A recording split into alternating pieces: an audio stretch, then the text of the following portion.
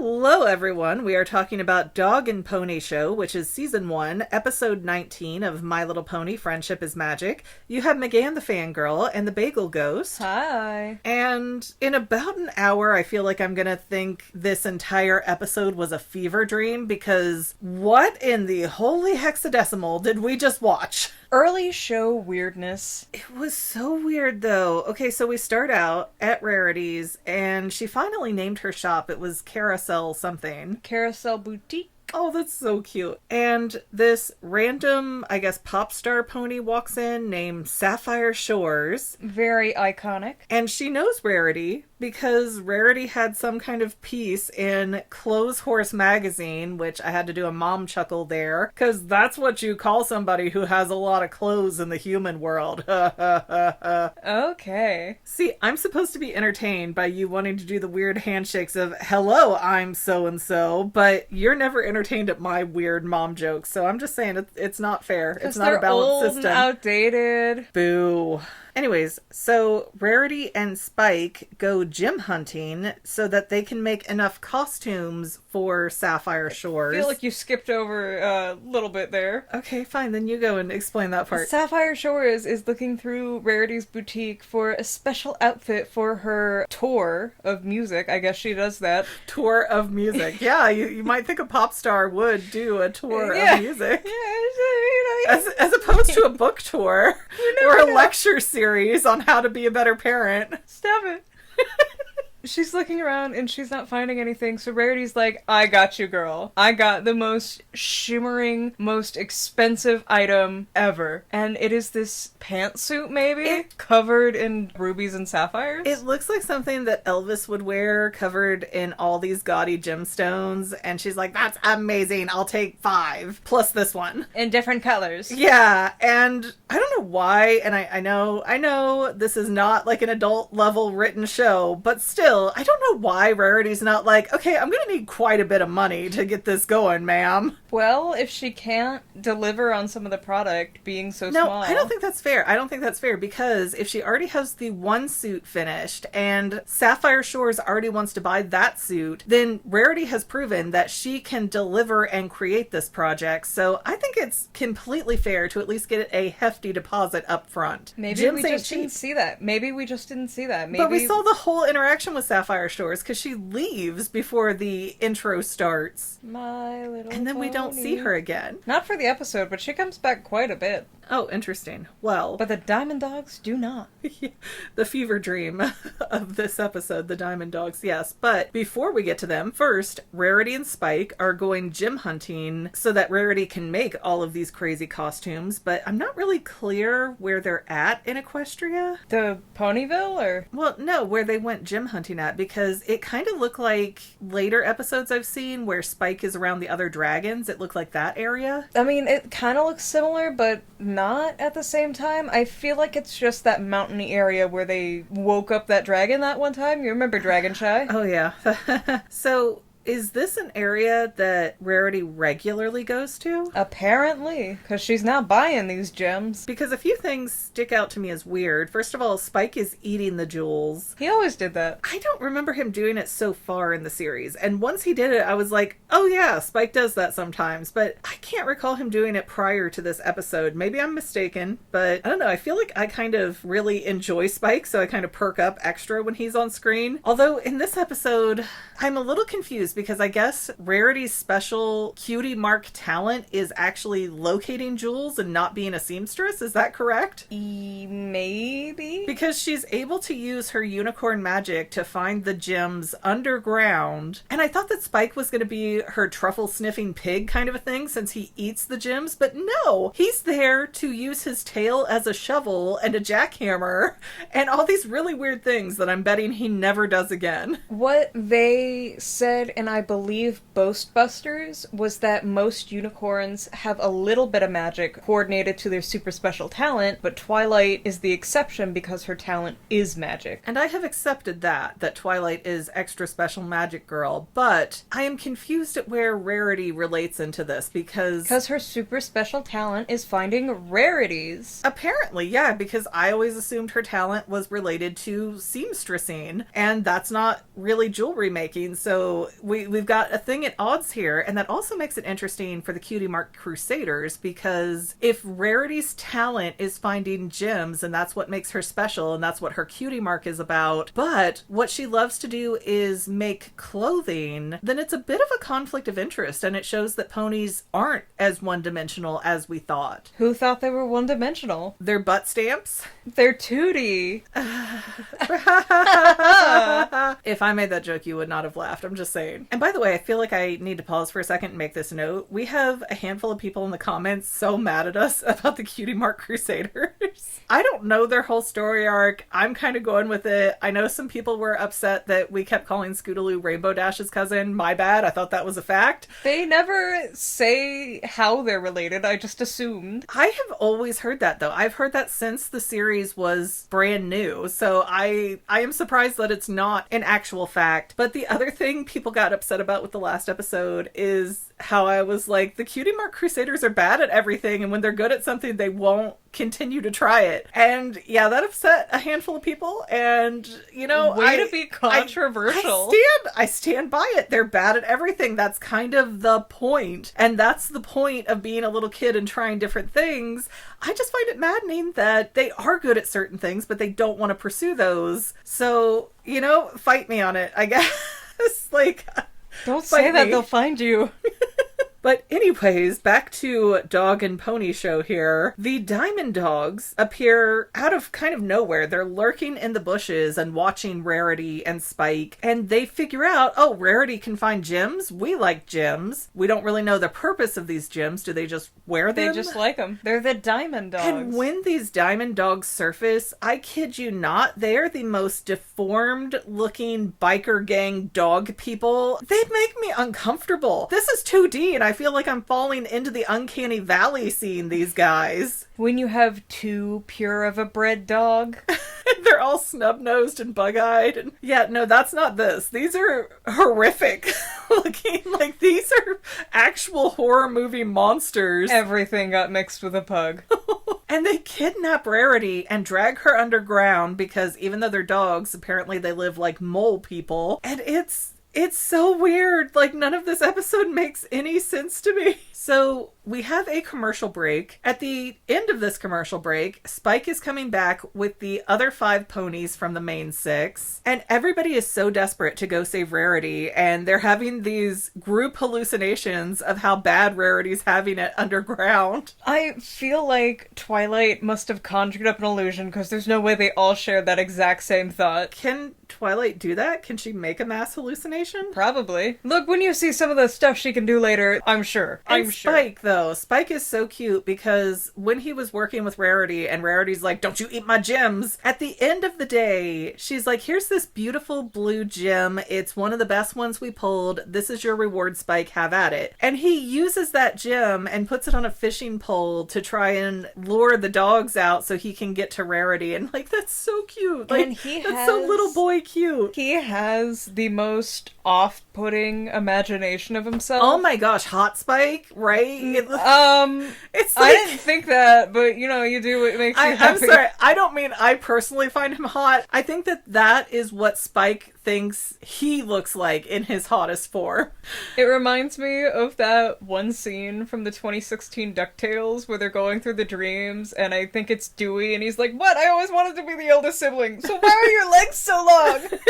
Because it's about being the tallest. But yeah, Spike is super tall and ripped and just looking so weird for Spike. He's so buff, but his legs are so stick-like. But something finally does grab the gem that he put down the hole on the fishing line, and it pulls him down, so Applejack's like, hold on, I got you, buddy. But then it pulls Applejack down, so then Twilight grabs Applejack, and so on and so forth until they're all pulled down this hole, with Pinky seeming to have almost flung herself down the hole like we. She was riding Fluttershy. But Twilight, we have seen your magical levels already. You can pull everybody out of there. She panicked. Twilight could have made herself a hamster bubble, gone down that hole, got Rarity, and left. They could, I'm just saying, they could have. But I do kind of like where this episode goes otherwise, because, oh my gosh, Rarity was having me in stitches. I love Rarity so much. She's me for real if I get kidnapped. Yeah, because she's down there in their little underground city, and the Diamond Dogs are like, we want you to find gems. And she was like quaking in her hooves there, so she's like, oh, okay, I can find you gems right here. Okay, now show me the exit. Bye. And they're like, no, you're gonna dig these gems up.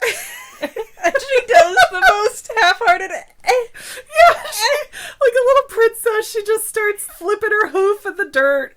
And they're like, dig faster, what's wrong with you? And let me just say, if you're ever kidnapped, I am not necessarily encouraging you to do what Rarity does, because it's a good way to get yourself hurt if your kidnappers have a brain. But if they need you and they can't hurt you for whatever reason, then absolutely act like Rarity, because, oh my gosh, she made them insane. And she's like, I am not going to chip a hoof after I just got a pedicure because you don't like my style of digging. And I'm looking at these Diamond Dogs like, y'all have giant forearms and dig holes underground. You're literally built to dig. Why would you even want her? You don't need her for this. Just have her marking X's everywhere. They have biceps bigger than their heads. I'm pretty sure it was a power move for them to try and be like, haha, now we got her to dig. I feel like they did want to break her spirit, but they also had no brain power of who they were gonna be up against, because Rarity's like, oh, you just want gems? Fine, I can help you with that, but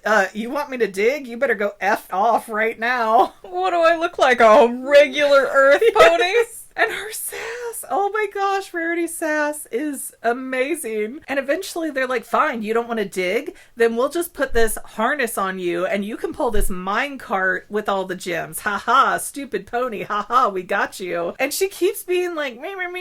Accurately mean to them? Yes! Giving them insecurities. And they're like, why are you whining? And she goes, I'm not whining, this would be whining. Oh, it's too tight, it's too hot. And she just, you see their eyes twitching and all the life fade out of their bodies until Rarity's on a little princess pedestal drinking out of a gold goblet. I also love the line delivery where they are putting it on her and she's like, man, what's that smell? It's awful. And he's like, what smell? And it's like, oh, your breath. Again, if you are being kidnapped randomly, don't do this. But if they need you for something, then you go ahead. If you're worth something, yeah, if they can't hurt you because of your value to them, you go ahead and you sass that off. Be their 13th reason. And they got to the point where the Diamond Dogs are like, wait, why is she getting treated like this? Go put the cart back on her. And they do it, and they slap her in the butt. And Rarity turns with a fire in her soul that I have never seen before. But she doesn't get mad about the butt slap. She gets mad because he said something like, hurry up, mule. And she's like, you think I'm ugly? Mules are ugly. And has a whole bring, like, this is psychological warfare when a man is not treating you right. The most teenage girl mood swings. I guarantee you that is how she got her parents to let her make their entire house her boutique. Oh my gosh, is that her family's house? Yes! But what I think is absolutely fabulous about Rarity's behavior here is that it is performative. It's not that she's emotionally dysregulated and she's just having these giant mood swings.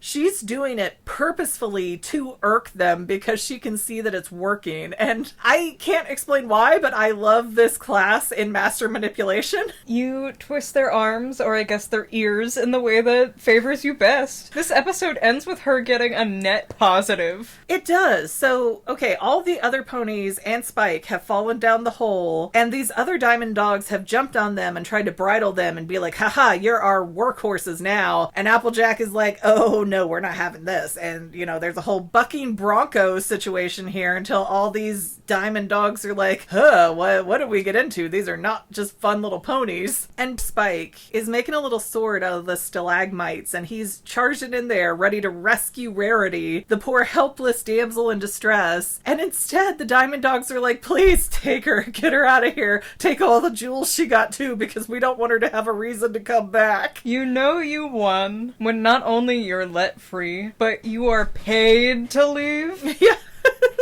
It reminds me somewhat of that episode of Rugrats where Tommy gets kidnapped and the parents don't even realize it. And at the end of the episode, the kidnappers are like, here, just take him back, please. We're so sorry. He's terrible. And they're just like, wonder what that was about. And never question the grown men that had their baby outside of their house. Rarity is so girl boss, gaslight, gatekeep. She's winning it. I have to say, I loved Rarity before. She might be my absolute undisputed favorite in all of the, 5 My Little Pony franchises at this point. And we should not value traits of manipulation and gaslighting and treating people badly like Rarity did. But it's kind of weird though, because that might have saved her life and kept her from being enslaved. And who knows if your friends are ever going to find you again. I bet you that these diamond dogs will never ever kidnap another unicorn for fear of what Rarity has done. They're gonna change their whole lifestyle and they go straight, they get a job at the they're gonna local be Kroger. Like bikers for Jesus next time. Do we ever see these things again? No. I am so grateful for that. Even though I am loving this whole energy that Rarity is giving them, I just, these are nightmare-fueled dogs. Well, I mean, technically we see them again. They're a throwaway mention in the very last episode, and they're also in the first Equestria Girls movie. Oh, weird. As people. Ew, weirder. With the same arms? Yeah. Let me guess, the sports team. No, just the deformed guys in the corner. Oh, wow. Okay, the creepy guys. Oh, sure. I absolutely love this episode, though. Like most Rarity episodes, it's completely delightful. Rarity and Fluttershy really have the best stories. Oh, then you're gonna love next episode. It's a both of them. I think that's the next episode. What Rarity does right with her being mean and being able to give people insecurities is that she does it selectively to the worst kinds of dogs. She's the bully's bully, and I think that's what I always respected about her, because I would always hear stuff growing up. Like, I would get really mean to people who were mean to other people, and they're like, well, you're being a bully too. And it's like, no, I'm the bully's bully, because somebody needs to teach them that they have to back down and can't just treat everybody like crap. Like, I'm the one standing up for everybody else because nobody else will stand up to the bully. And it feels like Rarity has that kind of superpower about her of, oh, you think you're gonna mess with me? You think you're gonna mess with somebody that's important to me? Good luck with that. I like that because throughout the series, I'm pretty sure Rarity is the one who tells Rainbow Dash to shut up the most. Rainbow Dash is mean to everybody, indiscriminately, even if they are on the edge. Well, because Rainbow Dash, it's about her ego when she does it. It's about defending her own insecurities by pointing out somebody else's. When Rarity gets mean, it's for a purpose, and it's very focused and almost scary. I'm pretty sure Rarity was their 13th reason why, because we never see these dogs again. Well, it's like the phrase I coined for you, accurately mean. Just because I am singing Disney songs at 3 a.m. doesn't mean you should call out from your bedroom, you're only doing this because these movies loved you more than your parents. Like, wow. I forgot I did that. It just got me. Having a crisis here. Thank you, daughter. I was trying to sleep. Anyways, guys, on that note, we are going to let you go. Please don't forget to like, subscribe, comment, and or share. That's free for you, but we do have paid channel memberships. Those are not free, but there are different levels of those and various perks and such. Cutie mark, 12% guaranteed. Stop it.